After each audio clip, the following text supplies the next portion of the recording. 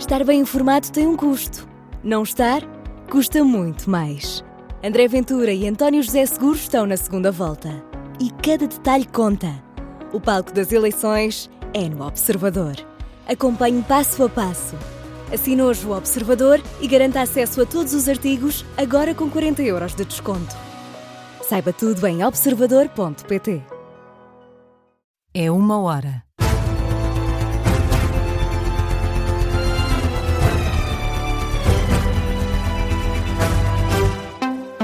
Boa noite, eu sou o Martim Madeira e é tempo de atualizar toda a informação na Rádio Observador. Começamos com as presidenciais. Era o último candidato sem revelar o sentido de voto. Henrique Gouveia Melo admite que vai votar em António José Seguro. Diz que é um voto útil e acusa André Ventura de querer afirmar-se, sobretudo, como uma alternativa ao governo. Numa nota à agência Lusa, Gouveia Melo mostra-se ainda preocupado com o crescimento do radicalismo e da polarização na sociedade portuguesa. Entretanto, António José Seguro e André Ventura estão mais próximos nas intenções de voto. É o que mostra a sondagem diária da Pitagórica para a TVI, CNN Portugal, Jornal de Notícias e TSF. Ao terceiro dia, António José Seguro continua a liderar a corrida, mas agora com 59% e cai pela primeira vez abaixo dos 60%. André Ventura tem uma subida para os 28% das intenções de voto. Este é também o primeiro dia em que o debate entre os dois candidatos é tido em conta. Seguro e Ventura registram uma aproximação de 4,7 pontos percentuais a 10 dias da segunda volta, que acontece a 8 de fevereiro. Falamos agora da devastação da Depressão Christine. A União Europeia manifesta-se solidária com Portugal na sequência da devastação provocada pela tempestade. A começar pela Presidente da Comissão Europeia, Ursula von der Leyen lamenta as vítimas e os danos causados. Já falou com o Primeiro-Ministro para assegurar que a União está pronta para apoiar na recuperação através dos mecanismos mais rápidos e eficazes. Através de uma mensagem na rede social X, von der Leyen diz que o cenário é devastador. Lembra que o Comissário Europeu de Energia e Habitação chega esta noite a Portugal para colaborar com as autoridades que continuam a avaliar a dimensão total dos danos numa visita que já estava prevista.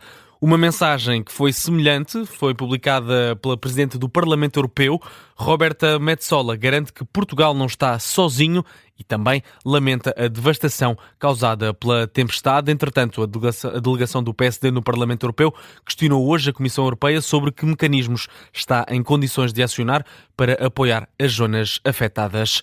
O Presidente da República considera que o estado de calamidade foi decretado no tempo certo. Marcelo Rebelo de Sousa diz que está a acompanhar todos os desenvolvimentos da atuação dos operacionais no terreno e recusa atrasos quanto à decisão de ativar o estado de calamidade. Houve quem dissesse, mas o Governo não podia ter declarado o estado de calamidade ontem. Mas que é facto é que ninguém ontem pediu a declaração do estado de calamidade. É muito fácil de pedir que tivesse sido há 24 horas, quando os próprios que acham isso não pediram há 24 horas. Porquê? Por uma razão muito simples. Para se ter a exata noção do primeiro rescaldo da situação. O Presidente da República sugere a criação de um fundo financeiro para prestar apoio às populações no futuro, tendo em conta este tipo de fenómenos extremos. Com a ideia de que estas calamidades se transformam em normais, isto era anormal. Ter de prever estruturas, um fundo que permita guardar meios financeiros para essa anormalidade, para essas calamidades. O chefe de Estado promete visitar os locais afetados pelo mau tempo dentro de alguns dias e justifica o silêncio até agora. A pior coisa que pode haver é os responsáveis políticos aparecerem, tirando os autarcas, os locais, aparecerem cedo demais, enquanto dura a reação, pelo menos a primeira reação aos acontecimentos. E eu deixei de aparecer nos fogos desde então e esperei uns dias e aqui é exatamente o mesmo.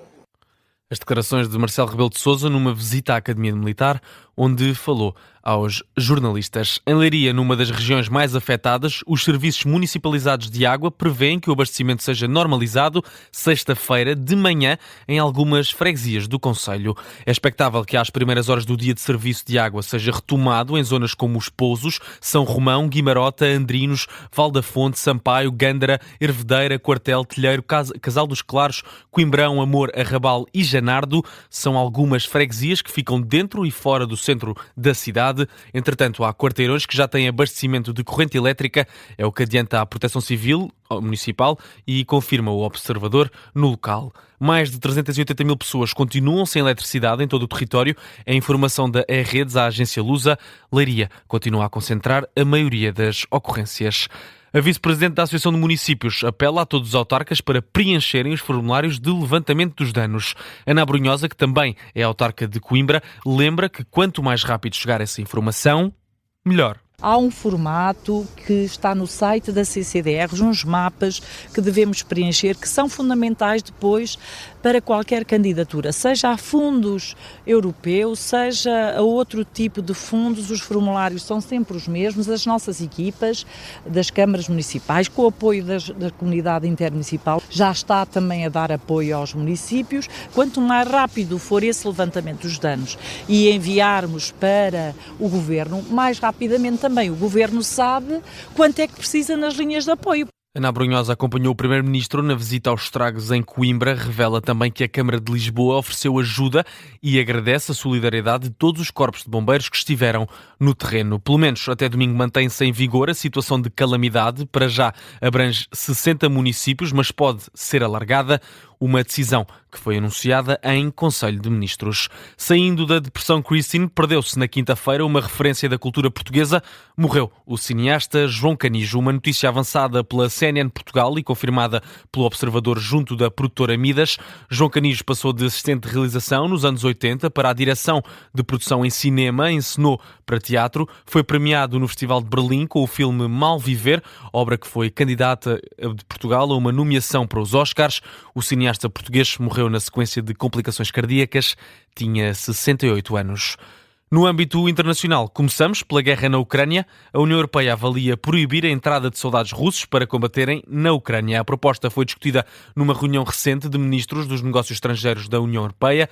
Segundo Kaja Kallas, o Bloco Europeu vai continuar a avaliar a medida e a testar a receptividade dos Estados-membros numa altura em que a iniciativa já recolhe o apoio de vários países. Nos Estados Unidos, Donald Trump ameaça aplicar tarifas de 50% sobre os aviões do Canadá. Em causa uma nova escalada de tensões comerciais com o país ligada ao setor de aviação. O presidente norte-americano acusa as autoridades canadianas de recusarem de forma injusta e ilegal a certificação de vários modelos de jatos executivos da fabricante norte-americana Gulfstream. No Médio Oriente, os Estados Unidos estão a tentar convencer a Arábia Saudita a apoiar um ataque contra o Irão. São informações avançadas pelo Middle East Eye. De acordo com várias fontes, os Estados Unidos estão a oferecer garantias ou incentivos ao país em troca de apoio militar. O tema terá estado entre os pontos centrais da visita a Washington do ministro da Defesa saudita. Passamos agora ao desporto. O Futebol Clube do Porto venceu o Rangers por 3-1 no Estádio Dragão, a contar para a Liga Europa. Golos de Rodrigo Mora, Francisco Moura e Emanuel Fernandes. Os Rangers esteve a ganhar, mas por pouco tempo. Gassama abriu o marcador, mas depois foi ultrapassado ainda na primeira parte. Na reação à partida, o técnico azul e branco, Francesco Farioli, diz que é um dia feliz para o Porto, mas também para o futebol português. Até ao primeiro golo não fomos os melhores, mas depois aceleramos. E claro, tivemos um resultado importante para nós, mas é também uma grande noite para o futebol português.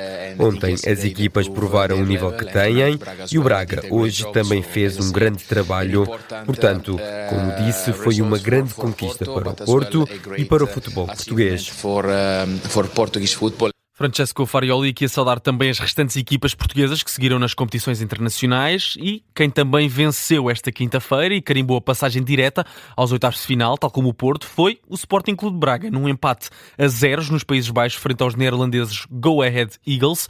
Em declarações depois do apito final, o treinador dos arsenalistas, Carlos Vicens, diz que a qualificação ajuda aquele que vai ser um mês muito difícil para o Sporting Clube de Braga. Objetivo cumprido no sentido de que alcanzar la cifra de 17 puntos con el calendario que hemos tenido. Um objetivo cumprido no sentido de termos alcançado a marca de 17 pontos com o calendário que tivemos. Contentos de poderlo celebrar ahí con los adeptos, de estar en octavos de final directamente y de poder ahora hacer un esfuerzo para concentrarnos en la liga en este mes de febrero, que va a ser muy exigente y donde vamos a necesitar de todos, de entrenar muy bien, de prepararnos y de hacer un buen mes. As declarações de Carlos Vicens à DAZN, depois do jogo do Sporting Clube Braga. O Sporting Clube Braga e o Futebol Clube do Porto passaram diretamente para os oitavos de final da Liga Europa, juntam-se ao Sporting no descanso de calendário. O Sporting também passou diretamente aos oitavos de final, mas da Liga dos Campeões. Apenas o Benfica terá os 2 jogos adicionais de play-off. No entanto, todas as equipas portuguesas mantêm-se nas competições europeias. Há 5 anos que tal feito não acontecia. Portugal está agora no 6º lugar do ranking da UEFA, ultrapassa os Países Baixos. Fim deste jornal da 1 da manhã. Informação regressa à Rádio Observador com a síntese da 1h30. Até já.